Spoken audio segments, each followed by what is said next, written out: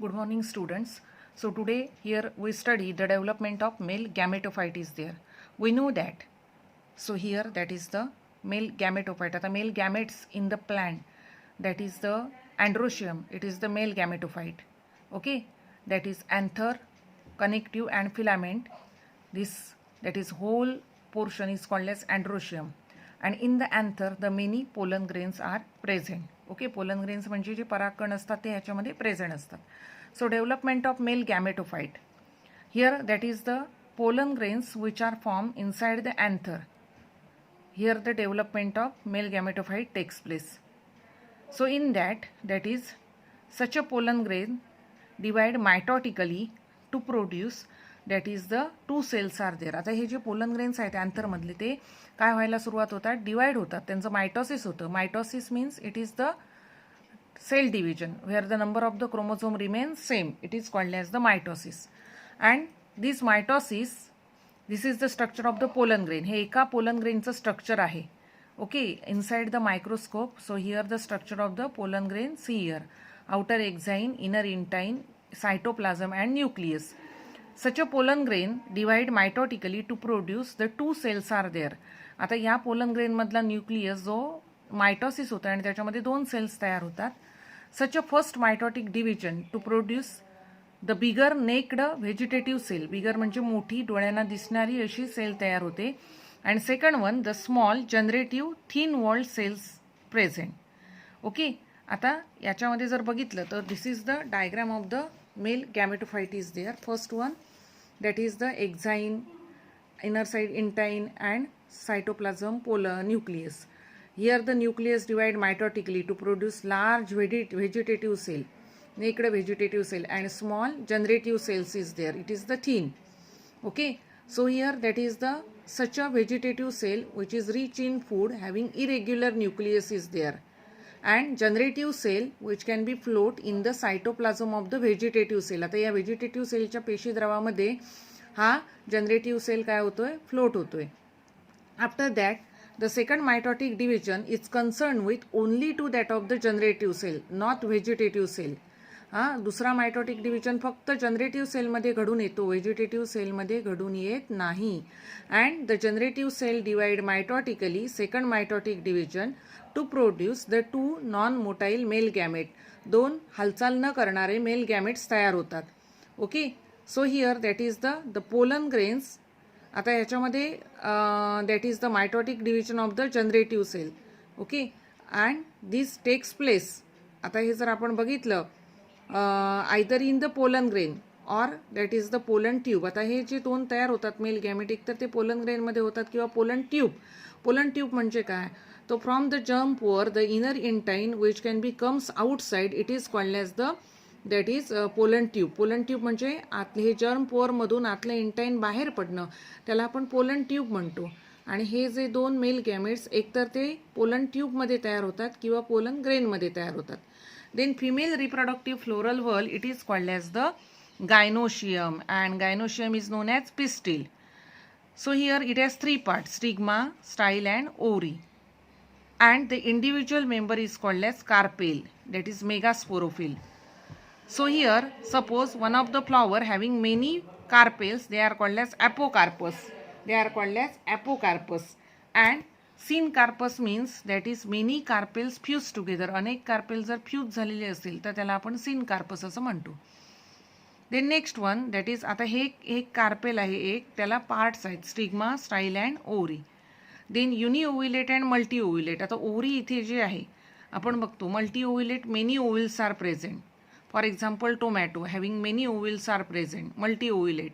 Mango बघा, आंब्यामध्ये ती एकच बी प्रेझेंट असते म्हणून त्याला आपण म्हणायचं single ovule, means uni ovulate is there. Okay, next point it is the structure of anatropous ओव्हिल.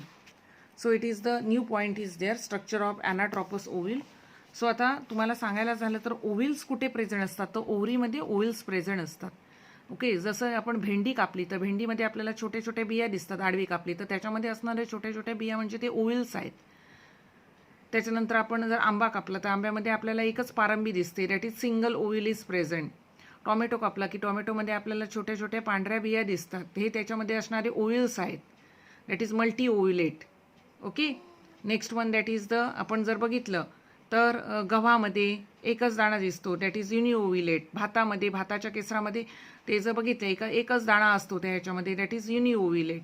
याच्यावरून depending on the number of the ovules which are present in the ovary, so we can differentiate that is uniovulate and multiovulate.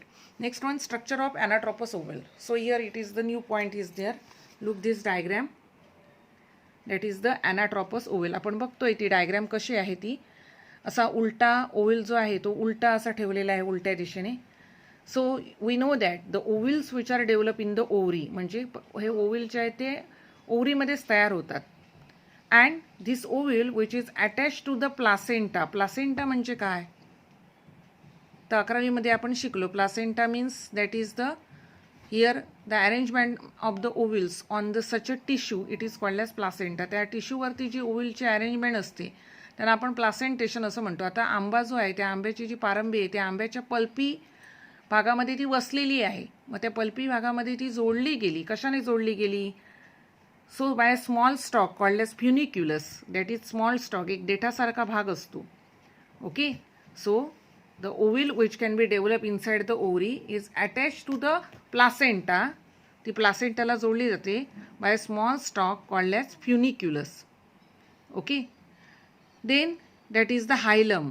हायलम बघतोय, the place of attachment of funicle to the placenta. The place of attachment of the funiculus to the main body of the ovule is called as the hilum is there.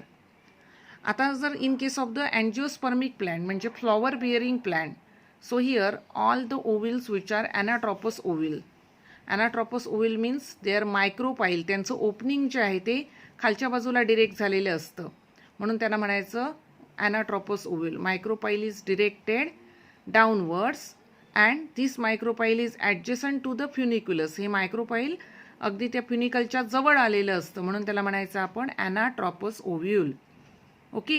Such a ovule having the inner side parenchymatous tissue, it is called as the nucellus. And nucellus is surrounded by two protective covering. They are called as, that is the integument, that is inner integument and outer integument, that is two protective covering outside to that of the such a nucellus, it is called as integument. Next one, micropyle, that is narrow opening. Narrow म्हणजे अरुंद असं opening आहे, present at the apex, it is called as micropyle. Opposite to the micropyle there is a chalaza at the base of the ovule, that is opposite to that of the micropyle. So here embryo sac, that is female gametophyte, ही जी आहे त्याला embryo sac म्हणतात, female gametophyte, is oval multicellular structure. Oval म्हणजे अंडाकृती, multicellular अनेक पेशी आहेत त्याच्यामध्ये. And such a structure embedded into the nucellus. ह्या न्यूसेलसमध्ये ते वसलेलं आहे. बघा लक्ष द्या, इथे मायक्रो, आता याला आपण ॲनाट्रोपस ओव्हिल का म्हणतो, because it is directed downward. Micropyle directed downwards. Opposite chalaza is there. So this is called as female gametophyte. Oh, that is embryo sac. Upper three antipodals, middle secondary nucleus म्हणजे दोन nucleus इथे आहेत. And then egg and here to that of the synergids are there. आता ह्याचं कार्य आपण शिकणार आहोत. ज्यावेळी पोलन ट्यूब इथे येऊन पोचणार त्यावेळी ह्यांचं कार्य असणार. Okay. It is called as the anatropous ovule is there. ही परीक्षेला डायग्राम विचारली जाते. Draw a diagram of draw a diagram of anatropous ovule and with their labeling. हा पण महत्त्वाचा आहे. that is the structure of male gametophyte is there. This is also important structure of, and these points are there: placenta, funiculus, then next one hilum, anatropous, nucellus, integument, micropyle and embryo sac.